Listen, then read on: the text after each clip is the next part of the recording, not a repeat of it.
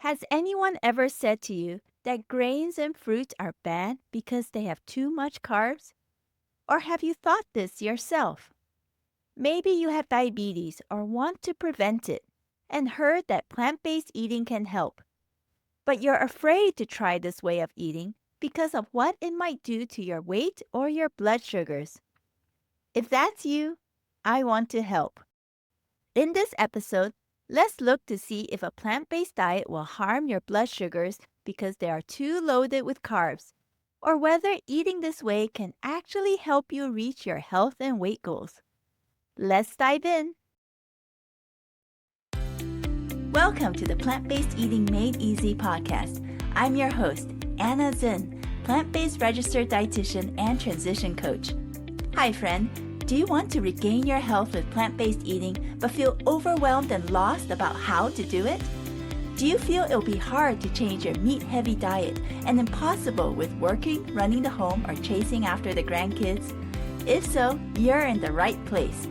Here you'll find simple strategies, clear nutrition guidance, and practical tips to help you thrive plant-powered with more energy. So if you're ready to ditch the guesswork and transform your health the stress-free way, cozy up now with a hot cup of tea or listen while you walk, and let me show you how doable plant-based eating can be. Let's do this. Tell me, are you in this situation? Sometimes we may have had the same health problems for so long that it then becomes easy to accept that this is just the way things will be. We don't expect things can get better. And we don't expect things will ever change or get better. For you, it might be high cholesterol, unstable blood sugars, or the high blood pressure readings. And you've been on medication so long for it that you've just accepted it.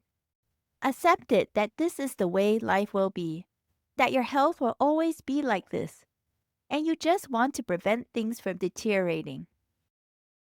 Well, friend, what if things could get better? What if your health could improve and you won't need to depend on as many medications or be under so much worry about another heart attack or stroke happening soon? I want you to know that your health doesn't need to stay where it is, not if you are willing to make a change and take some positive steps forward.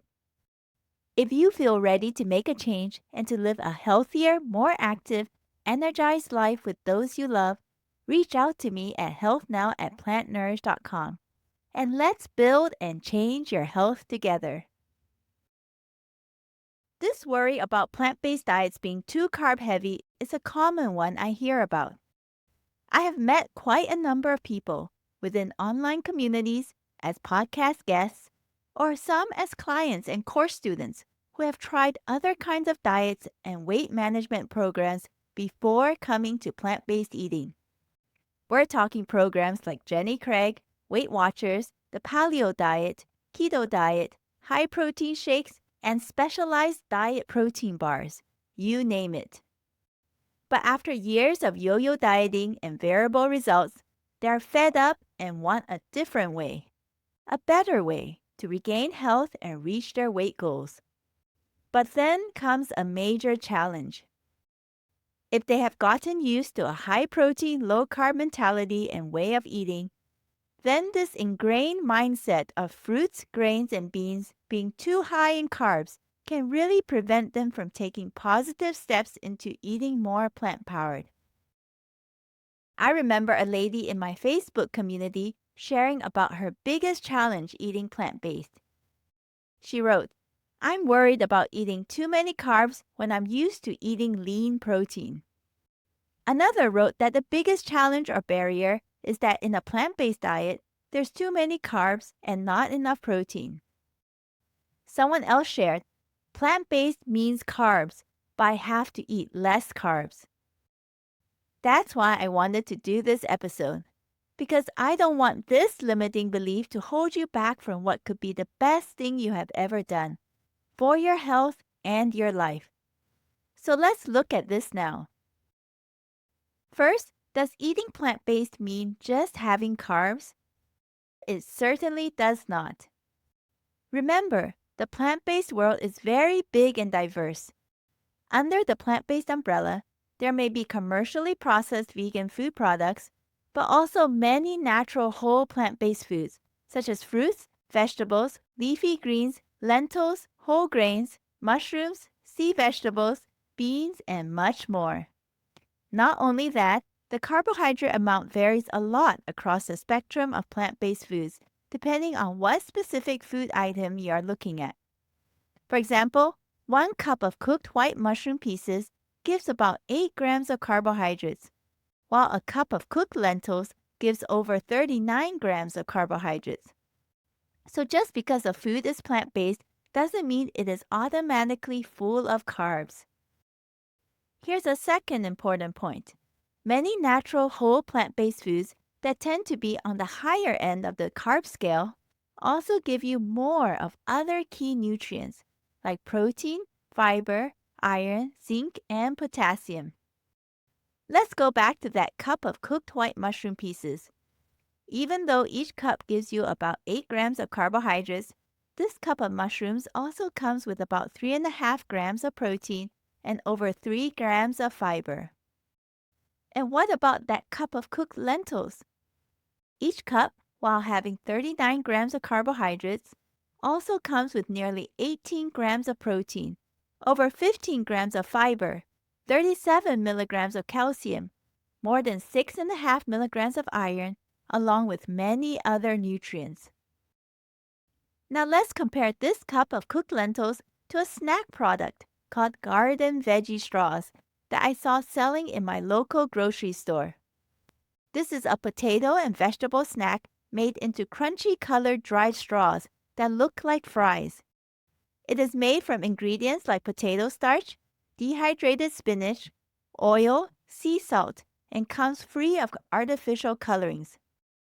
Well, one serving, which is 68 straws, already provides 31 grams of carbohydrates, yet only 1 gram of protein and 1 gram of fiber. This serving also comes with 240 calories and 430 milligrams of sodium, by the way. In my mind, then, this will qualify as a high-carb, low-nutrient density vegan food item. So if your diet is heavily based on processed manufactured vegan snacks and foods like cookies, cakes, sweets, and these garden veggie straws, I would say your vegan or plant-based diet would indeed be pretty carb-heavy. The third point I want to make is this. Minimally processed or unprocessed natural whole plant-based foods like beans, lentils, split peas, and intact whole grains like barley, buckwheat, and quinoa are actually carb-smart choices, not carb-heavy choices. That's because even though these plant-based foods seem to contain more carbohydrates per cup or 100-gram portion, this higher carbohydrate content is actually mostly composed of complex carbohydrates like starch and fiber.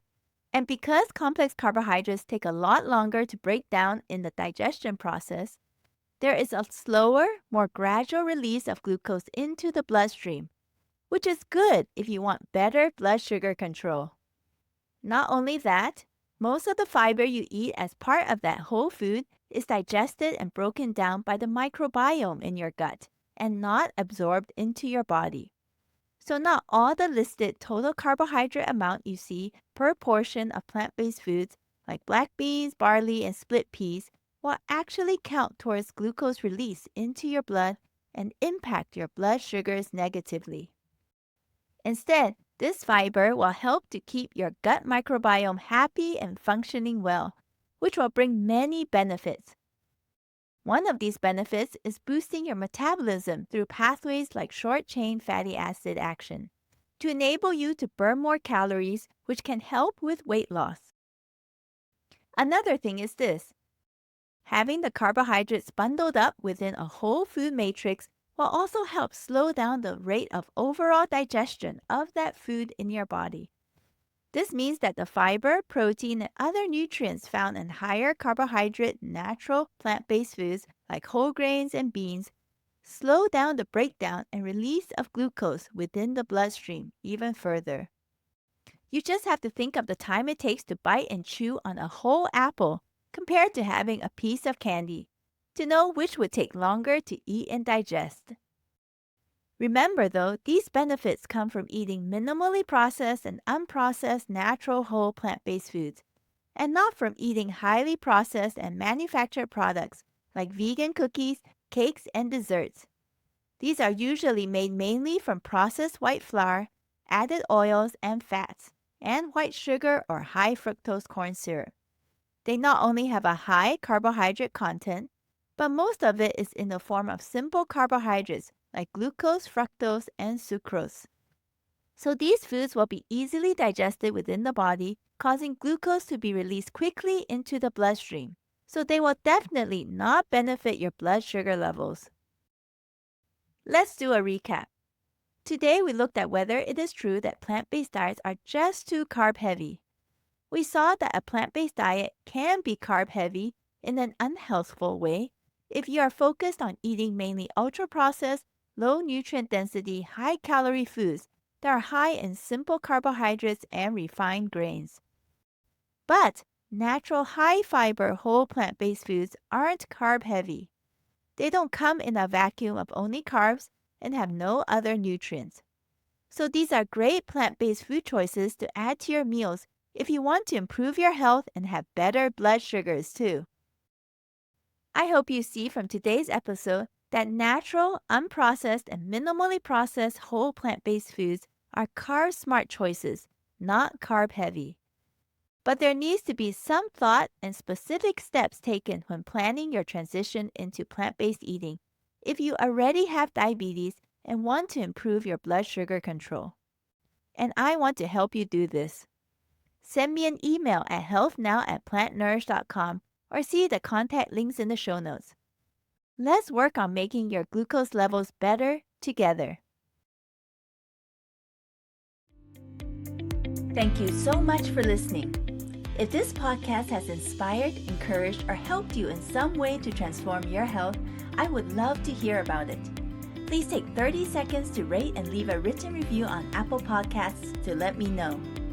It will encourage me so much to hear how this podcast has positively impacted and made a difference in your journey towards wellness. And share about this podcast with a friend or loved one so we can all thrive in the best health. Remember, plant-based eating can be easy and doable. See you in the next episode, my friend.